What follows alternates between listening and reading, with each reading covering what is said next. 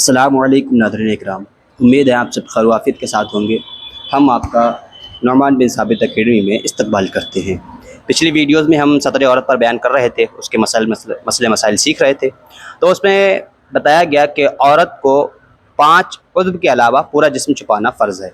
तो अब इस वीडियो में हम उन्हीं 5 उज़्व पर बयान करेंगे कि वो कौन से 5 बॉडी पार्ट्स हैं जिनको औरत दिखा सकती है नमाज की हालत में, जिनका छुपाना फ़र्ज़ नहीं है, और मर्द के कौन से बॉडी पार्ट्स हैं जिनको छुपाना फ़र्ज़ है, जो सतर औरत में आते हैं, उन पर भी बातचीत करेंगे। तो चलिए शुरू करते हैं। पहले मर्दों से शुरू करते हैं। फरमाते हैं कि मर्द में आज़ाए औरत 9 है, यानी कि जो आज़ा जो बॉडी पार्ट्स छुपाए जाएंगे वो 9 हैं।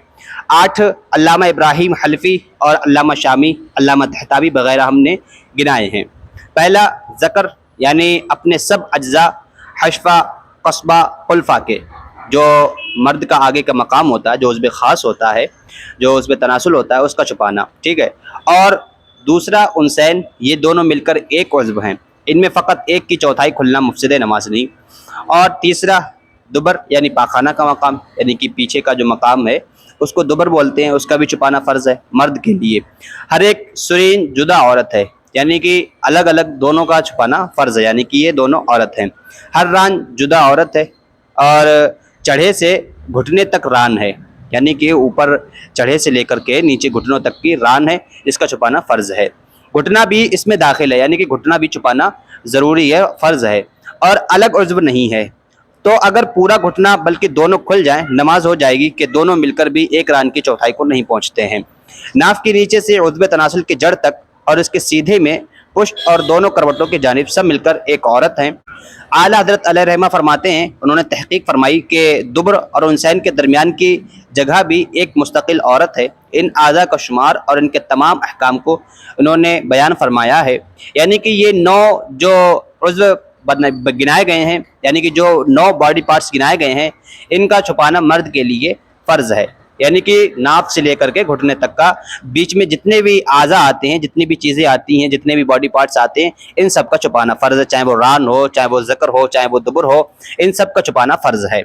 अब आइए औरतों के बारे में चलते हैं कि औरत के कौन से बॉडी पार्ट्स हैं। वो 5 बॉडी पार्ट्स जिनको औरत दिखा सकती है, यानी कि जिनका छुपाना फ़र्ज़ नहीं है नमाज की हालत में। आइए, आज़ाद औरतों के लिए बाइस्तस्ना 5 उज़्व के हैं, यानी कि आज़ाद औरतें जो हैं उनके लिए 5 उज़्व हैं जो छुपा नहीं सकती है, यानी कि जिन्हें अगर वो दिखाना चाहती है दिखा दे, अगर छुपाना चाहते तो छुपा भी सकती है, वो भी नमाज की हालत में। जिनका बयान गुजरा, सारा बदन औरत है और वो 30 आज़ा पर मुश्तमिल है कि उनमें से जिसकी चौथाई खुल जाए, नमाज का वही हुक्म है जो ऊपर बयान हुआ है।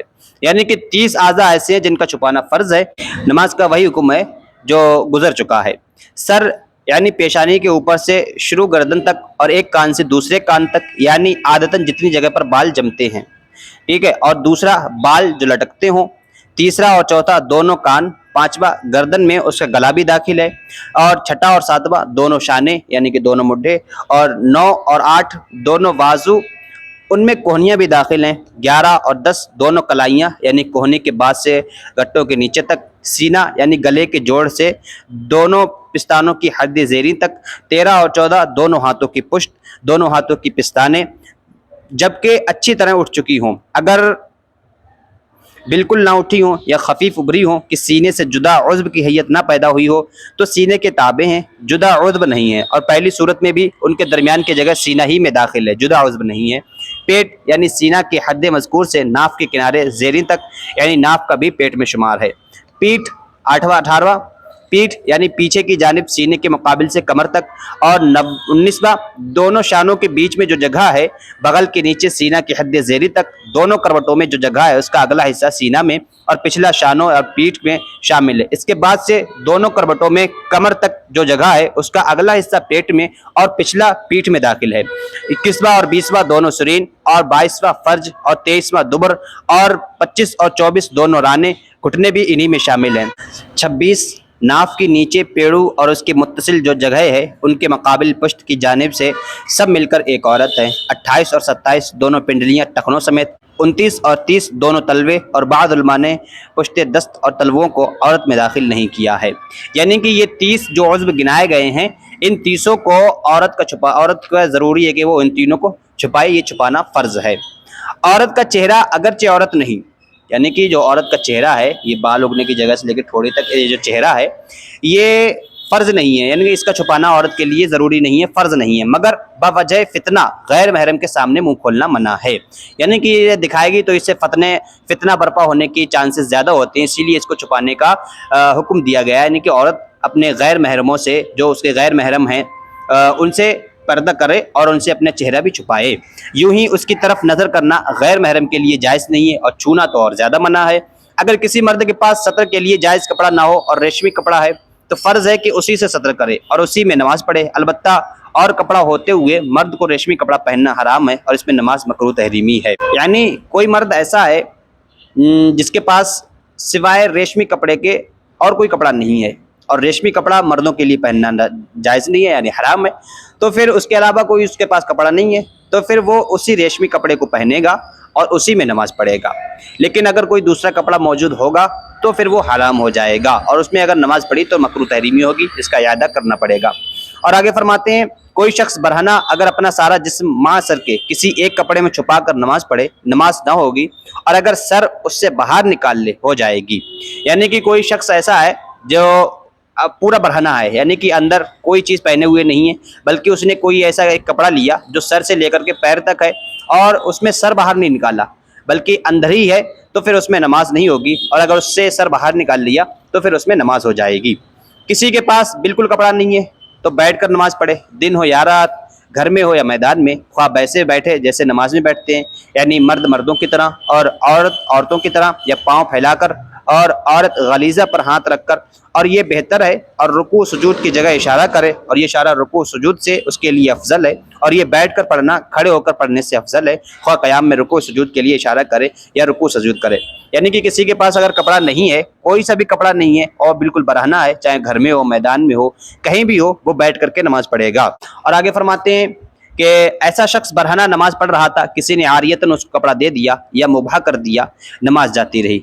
کپڑا پہن کر سرے سے پڑھے، یعنی کسی شخص کے پاس کپڑا نہیں ہے اور وہ بیٹھ کر کے برہنہ ہو کر کے بالکل ننگے ہو کر کے نماز پڑھ رہا ہے، اور اتنے میں کوئی آیا، اس نے اسے نماز پڑھنے کے لیے کپڑا دے دیا، یعنی کہ عاریتاً طور پر کہ اس سے پہن کر کے نماز پڑھ لو، اس کے بعد میرا کپڑا دے دینا، تو پھر اس نے کپڑا دے دیا یا اسے ہبہ کر دیا، ٹھیک ہے، تو پھر اس کی نماز خراب ہو جائے گی، اس کی نماز جاتی رہے گی، اسے کپڑا پہن کر کے پھر سے نماز پڑھنی پڑے گی سرے سے۔ اگر کپڑا دینے کا کسی نے وعدہ کیا تو آخر وقت تک انتظار کرے، جب دیکھے کہ نماز جاتی رہے گی تو برہنہ ہی پڑھ لے۔ یعنی کہ کسی شخص کے پاس کوئی کپڑا نہیں تھا اور کسی نے اس سے وعدہ کیا کہ میں تیرے لیے کپڑا لے کر کے آؤں گا، تو پھر اس کا انتظار کرے، یعنی کہ نماز کے آخری وقت تک اس کا انتظار کرے۔ اگر وہ لے کر کے نہیں آئے اور دیکھے کہ نماز کا وقت جا رہا ہے تو وہ برہنہ ہی نماز پڑھ لے۔ اور آگے فرماتے ہیں کہ اگر کپڑا مول ملتا ہے، اس کے پاس دام حاجت اصلیہ سے زائد ہیں، تو اگر اتنے دام مانگتا ہو جو اندازہ کرنے والوں کے اندازہ سے باہر نہ ہو تو خریدنا واجب ہے۔ یوں ہی اگر ادھار دینے پر راضی ہو، جب بھی خریدنا واجب ہونا چاہیے۔ اگر برہنہ شخص کو چٹائی یا بچھونا مل جائے تو اسی سے سطر کرے، ننگا نہ پڑے، یوں ہی گھاس یا پتوں سے سطر کر سکتا ہے تو یہی کرے۔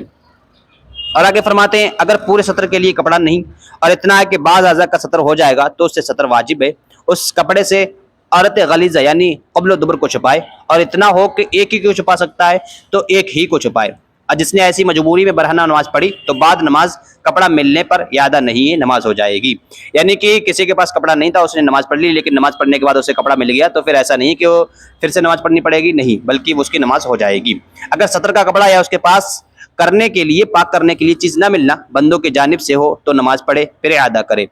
اس ویڈیو میں ہم نے جانا کہ 9 عضو جو مرد کے لیے چھپانا فرض ہیں، یعنی کہ ناف سے لے کر کے گھٹنے تک جس میں جتنے بھی عضو آتے ہیں وہ 9 عضو بتائے گئے ہیں، تو ان کا چھپانا فرض ہے۔ اور عورت کو جو 30 عضو بتائے گئے ہیں ان 30 کا چھپانا فرض ہے، اور اس کے علاوہ جو 5 عضو ہیں یعنی کہ ہاتھوں کی ہتھیلیاں اور پیر کے تلوے اور چہرہ، ان 5 چیزوں کے علاوہ پورا جسم اس کے لیے چھپانا فرض ہے۔ تو امید کرتا ہوں آپ کو یہ ویڈیو پسند آئی ہوگی، اگر پسند آئی تو لائک اور شیئر کریں اور ہمارے چینل کو سبسکرائب کریں۔ ویڈیو دیکھنے کے لیے بہت بہت شکریہ۔